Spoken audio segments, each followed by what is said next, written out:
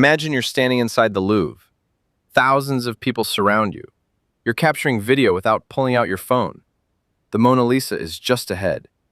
But you're not thinking about history. You're thinking, if these glasses disappeared today, I'm out $500.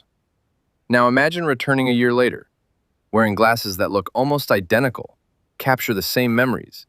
And if something happens, you're only out $50. So here's today's question.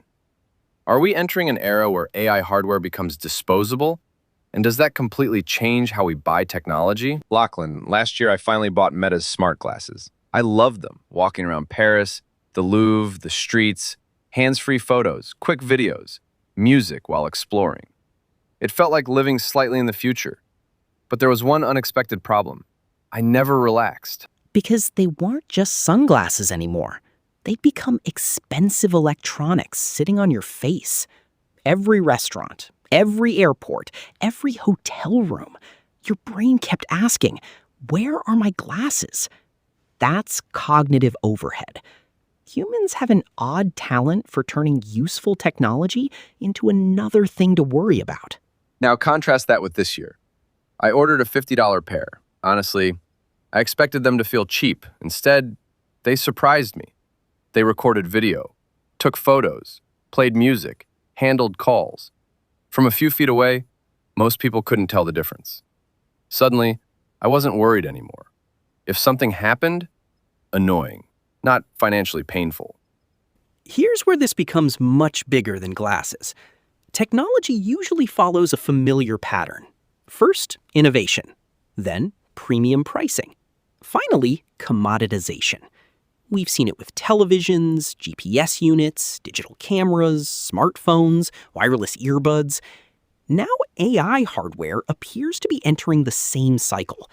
The expensive pioneer proves the concept. Then competitors rapidly narrow the gap. The question shifts from, can it do this, to, is the premium worth paying? And here's the strange part. The premium pair probably is better. The software ecosystem is more polished.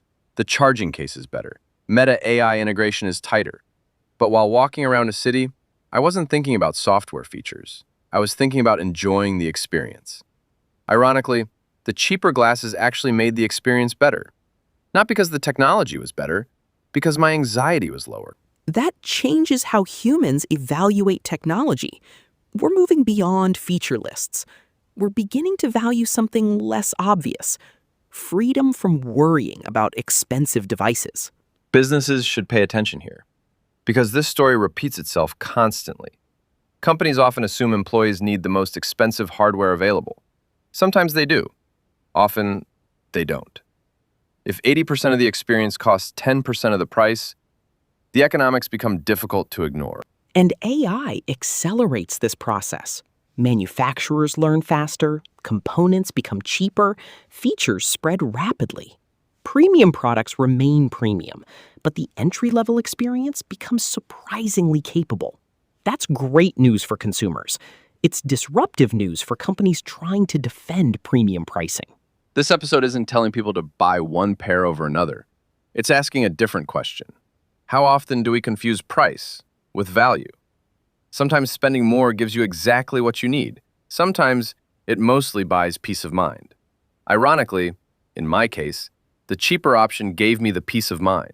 The future of AI may not belong exclusively to the companies building the most advanced technology. It may belong to the companies making good enough technology accessible to millions. That's how entire industries change. When I walked through Paris wearing $500 smart glasses, I was protecting my investment. When I wear $50 smart glasses today, I'm simply enjoying the moment. Sometimes, the smartest technology decision isn't buying the most capable product. It's buying the one you're actually willing to use. Because technology only changes your life when you stop thinking about the technology itself.